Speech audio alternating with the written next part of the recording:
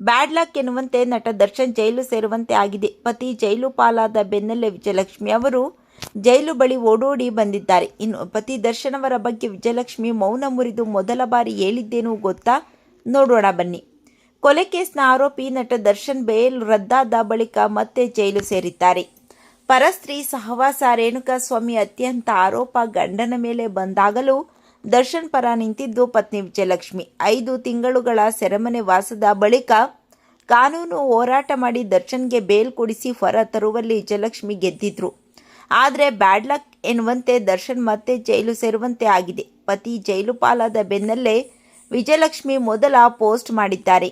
Social ಮೀಡಿಯಾದಲ್ಲಿ active ಆಗಿರುವ ವಿಜಯಲಕ್ಷ್ಮಿ ದರ್ಶನ್ ಜೈಲಿಗೆ ಸೇರಿದ ಬಳಿಕ ಮೊದಲ ಪೋಸ್ಟ್ ಶೇರ್ ಮಾಡಿದ್ದಾರೆ. ದರ್ಶನ್ ಫೋಟೋವನ್ನು ಹಂಚಿಕೊಂಡಿದ್ದು, ಈ ಫೋಟೋದಲ್ಲಿ ನಟ ದರ್ಶನ್ ಏಕಾಂಗಿಯಾಗಿ ನಿಂತಿದ್ದಾರೆ. ಇದಕ್ಕೆ ವಿಜಯಲಕ್ಷ್ಮಿ ಹಾರ್ಟ್ ಬ್ರೇಕ್ ಎಮೋಜಿ ಕೂಡ ಹಾಕಿದ್ದಾರೆ. ಈ ಫೋಟೋ ನೋಡಿದ ದರ್ಶನ್ ಅಭಿಮಾನಿಗಳ ಹಾರ್ಟ್ ಬ್ರೇಕ್ ಆಗಿದೆ. ಅತ್ತಿಗೆ ಕುಗ್ಗದಿರಿ ಅಂತ ದರ್ಶನ್ ಅಭಿಮಾನಿಗಳು ಕಾಮೆಂಟ್ ಮಾಡಿದ್ದಾರೆ. ಅಣ್ಣನಿಗೆ ಒಳ್ಳೆಯ ಕಾಲ ಬರುತ್ತೆ ಎಂದು ಫ್ಯಾನ್ಸ್ ವಿಜಯಲಕ್ಷ್ಮಿಗೆ ಧೈರ್ಯ ತುಂಬುವ ಕೆಲಸ ಮಾಡಿದ್ದಾರೆ. ವಿಜಯಲಕ್ಷ್ಮಿ ದರ್ಶನ್ ಅವರ ಬಗ್ಗೆ ನಿಮ್ಮ ಅನಿಸಿಕೆಗಳನ್ನು ಕಾಮೆಂಟ್ ಮಾಡಿ ತಿಳಿಸಿ.